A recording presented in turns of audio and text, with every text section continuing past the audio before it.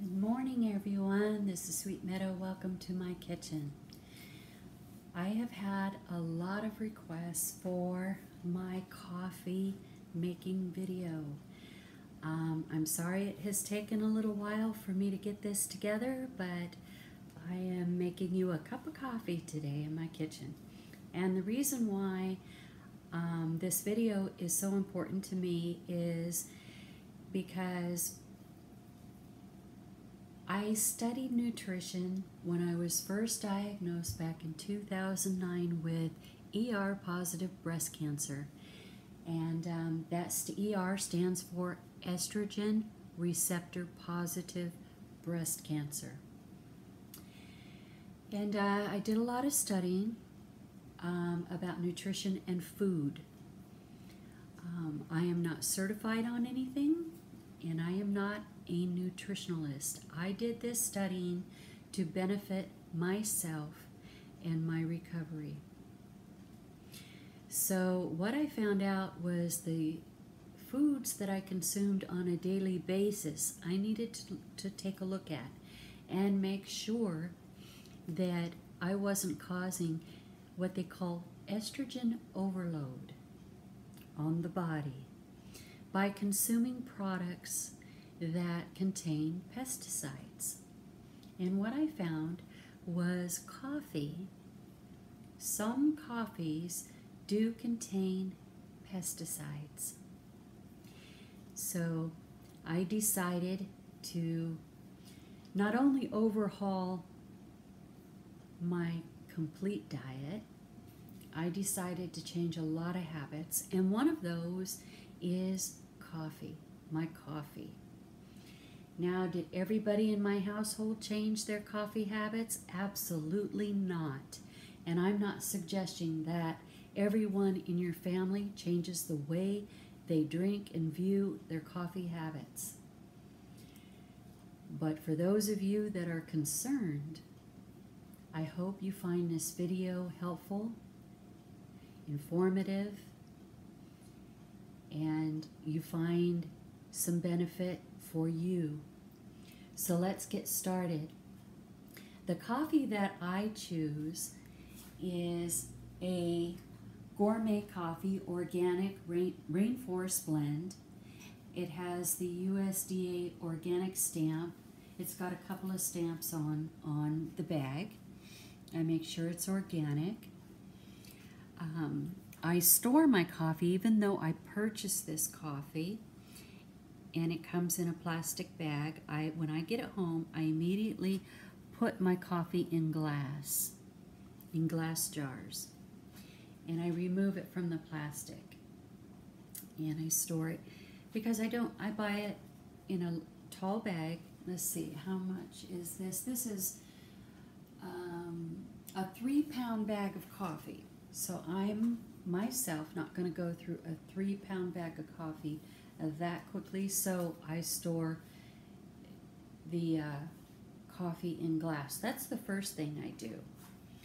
The second thing that I do after storing my coffee beans in glass is that I have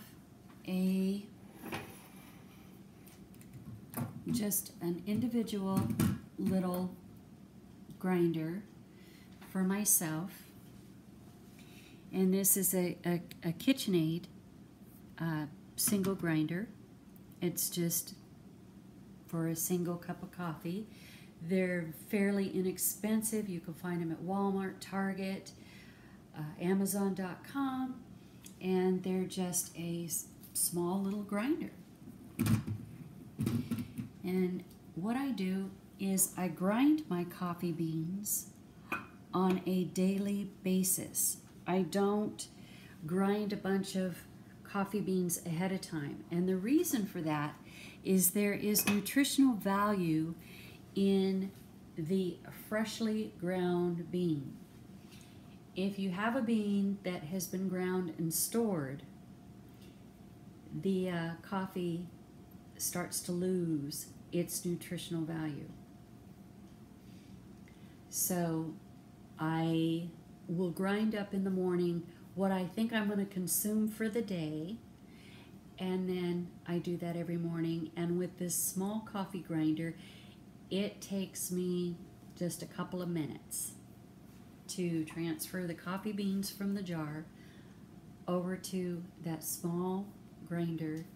And then what I do is I add about 2 tablespoons of finely ground coffee beans into this little gadget here that you're looking at, which is a coffee cup with a little top there to it that I'm not sure exactly what that's called, but it's just, to me, it's a drip coffee maker. And I think that's exactly what it said on the box. A ceramic drip coffee maker without lead paint. And so that is what I use to make my coffee.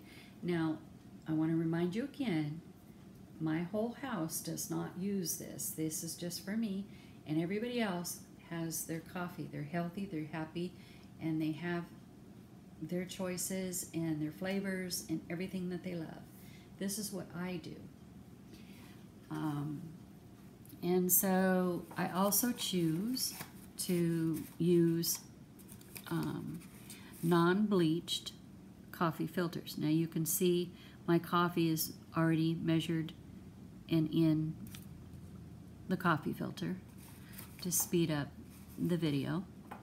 Okay, and that's freshly ground coffee beans. So I'm going to put this back on top here, and my water is already boiled.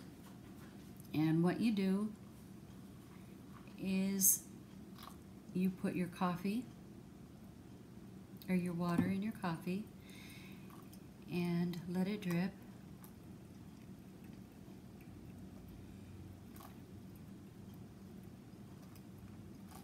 I think that's going to be enough.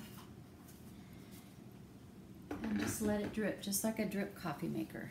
Just allow it to drip, and that's pretty much it. And then you take that off, put it on a saucer. After it's done dripping, it takes, you'll see the amount of time that we're talking and you're watching the video. It's almost done already.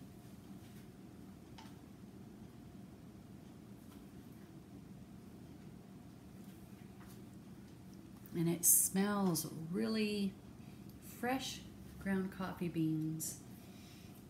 A coffee drinker knows smells really good. And I'm already wanting to drink it.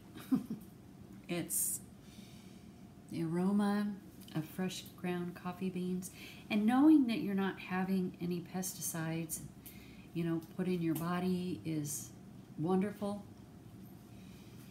I urge everybody to Google coffee and pesticides, and I think you will be surprised. I'll try to put as much information or links in the descriptions. I think we're done here. Voila. I just take that off. I set it on the saucer, and there's my cup of coffee. Now, I'm going to transfer it. That's my coffee mug. I'm going to transfer it into a clear container just for demonstration to show you. Now you can make your coffee as strong as you want it or as weak as you want it. Believe it or not, this may look a little clear and you may want your coffee stronger, but for me, that's pretty perfect for me. I'm not a heavy coffee drinker. I usually have 2 cups a day, but if I'm going to consume something twice a day, I want to make sure there are no pesticides in my coffee. Anyway, I hope you find this video informative, helpful. I think the coffee is looking a little bit weak because there's candles behind it. It is a little bit darker when I poured it in that container. I just hope that you take the time to Google coffee and pesticides and see what you find out and make the best choices for you. Have a great day. Bye-bye.